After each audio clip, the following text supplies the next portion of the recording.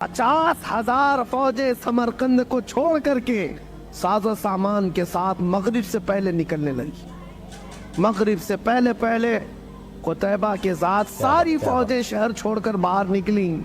ये मंजर देख करके वो ईसाई पादरी और इलाके के लोग हैरान थे कि एक कपड़े सिलता हुआ बैठा दुबला पतला आदमी इतना पावर रखता है कि एक खत भेज दिया जाए और फिर अगर उसका खत।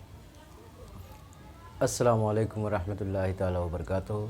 सामीन व नाज़रीन, आज हम लोग समरकंद का पूरा वाक़या समाअत करेंगे जो हज़रत अल्लामा मुफ्ती सलमान अज़हरी साहब ने बयान किया है, और इंशाअल्लाह ताला ये सुनने के बाद आपका, मेरा और हम सब का ईमान ताज़ा हो जाएगा।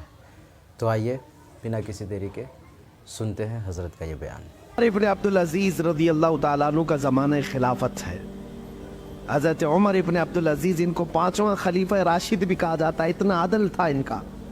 इनके ज़माने में समरकंद, जो आज उज़्बेकिस्तान वगैरह रशिया के इलाकों में आता है, समरकंद पर इस्लामी फ़ौज ने हमला किया। और कौन थे? हज़रत कुतैबा। और जैसे ही समरकंद फतह हो गया, ऐलान हो गया कि यहाँ पर मुसलमानों की हुकूमत है अब, तो लोग दूसरे दिन सुबह उठे और उनको ऐसा लगा कि ये अचानक हो गया है। तो वहाँ पुराना चर्च था, वहाँ एक पादरी रहता था। उसने कहा ये कैसे? हमने सुना है मुसलमान इस तरह से अचानक नहीं करते, लेकिन 50,000 की फौज कुतैबा के साथ है, कौन मुकाबला करता? उस ईसाई ने अपने चंद साथियों से मशवरा किया कि ये ऐसा मुनासिब नहीं है, हम इनके खलीफा के पास जाते हैं। तो वो मुल्क शाम आया चंद साथियों को लेकर के। दमिश्क में उमर इब्न अब्दुल अजीज़ उस वक्त रहा करते थे। जब दिमाश्क आए तो उस ईसाई ने लोगों से पता पूछा कि खलीफा वक्त कहाँ है। लोगों ने जो इशारा दिया, पता बताया, उस पते पर आकर के देखा तो एक छप्पर का घर है और एक दुबला पतला आदमी कपड़े सीता हुआ बैठा है। ये ईसाई पादरी करीब आया और उसने कहा इन्होंने धोखा दिया मुझे। पलट करके फिर कहने लगा मैं मुसलमानों के खलीफा के पास आना चाहता हूँ। तो एक बूढ़े शख्स ने कहा वो जो कपड़े सिल रहा है वही खलीफा है, वही है जिसका रौबो दबदबा इतना था उमर इब्न अब्दुल अजीज़ का। अल्लाहु अकबर। आप तारीख पढ़े, उमर इब्न अब्दुल अजीज़ के ज़माने में 200 किलोमीटर दूर भी अगर कोई बैठा हुआ है तो ना इंसाफी करने से घबराता था, डरता था कि उमर इब्न अब्दुल अजीज़ का दौर चल रहा है। और उस खलीफा का वक्त ये है कि एक छप्पर के घर के नीचे बैठे हुए कपड़े सिल रहा है। उस ईसाई पादरी ने सोचा कि इनसे मुझे क्या इंसाफ मिलेगा। 50,000 की फौज लेकर के जो सिपह सालार मेरे शहर पर हमला और हुआ है उसके बारे में मैं क्या बताऊंगा। कहा कि फिर भी कह देता हूँ। उमर इब्न अब्दुल अजीज़ के पास आया और कहा मैं समरकंद से आया हूँ, मेरी एक शिकायत है।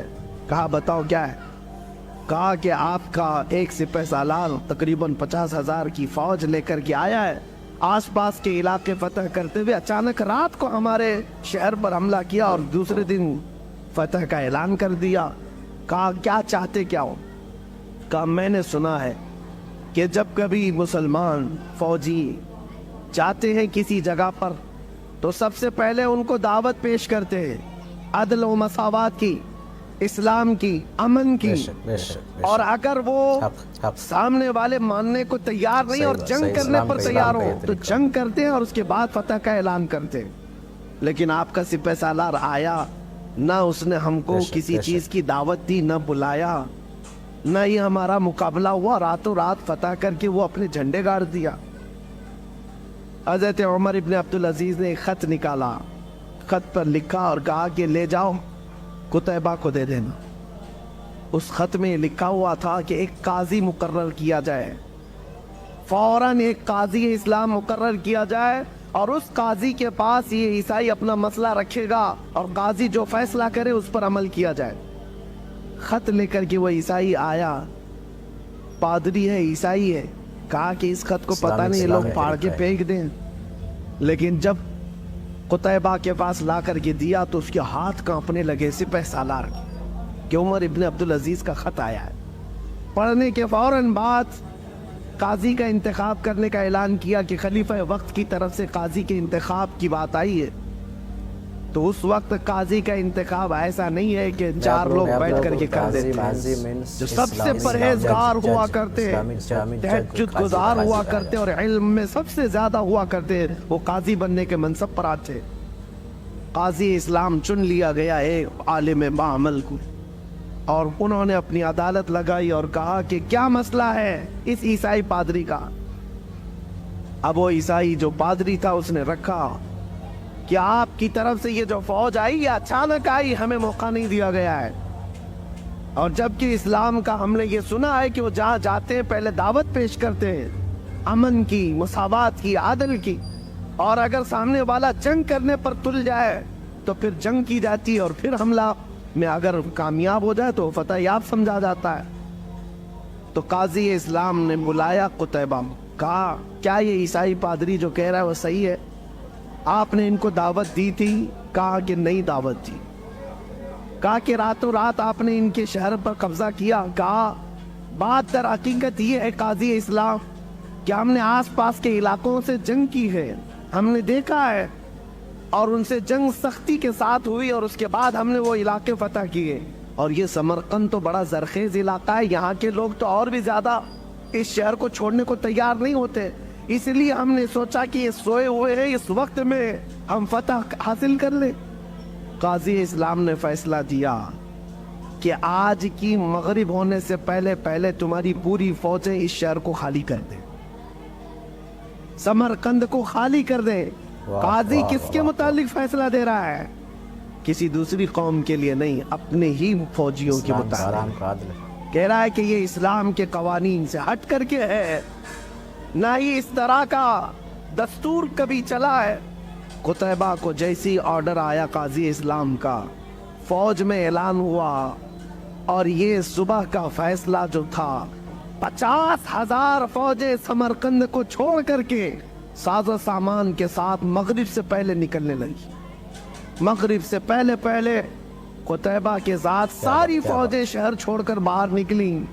یہ منظر دیکھ کر کے وہ عیسائی پادری اور علاقے کے لوگ حیران تھے کہ ایک کپڑے سلتا ہوا بیٹھا دبلا پتلا آدمی اتنا پاور رکھتا ہے کہ ایک خط بھیج دیا جائے، اور پھر اگر اس کا خط یہاں آ گیا تو قاضی مقرر کرنا تو اس کا کام ہے، اپنے رشتہ دار کو بٹھا دے۔ خط کیا جو قرآن و سنت کا سب سے زیادہ جاننے والا تھا، اور قاضی کو بھی یہ چاہیے تھا کہ فیصلہ دیتا تو اپنی قوم کو دیکھ کر کے دیتا، لیکن قاضی نے وہی فیصلہ دیا جو اسلام کہتا تھا۔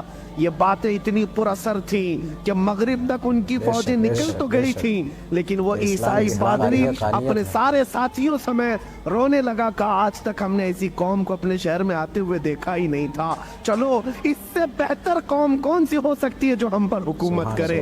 سب کے سب گئے اور قتیبہ کے ہاتھ جوڑ کر کے ان سے معافی طلب کیا، اور پوری فوج سے کہا آج کے بعد ہم ہی نہیں پورا سمرقند تمہارے قدموں کے نیچے، تمہارا عدل ہے، ہم نے یہ دیکھا ہے، اور اس کے بعد سے لے کر تاریخ گواہ ہے، آج کی تاریخ تک سمرقند پر اسلامی حکومت موجود ہے، آج تک اسلام ہے۔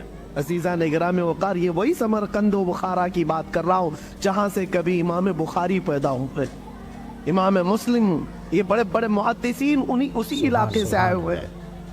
یہ میں بات اس لیے عرض کر رہا ہوں کہ جن کو آج انصاف کا الف بھی پتہ نہیں، عدل کا عین پتہ نہیں، وہ قوانین لاگو کرنے کی بات تو کرتے ہیں لیکن ان سے کبھی نہ ہو سکے گا۔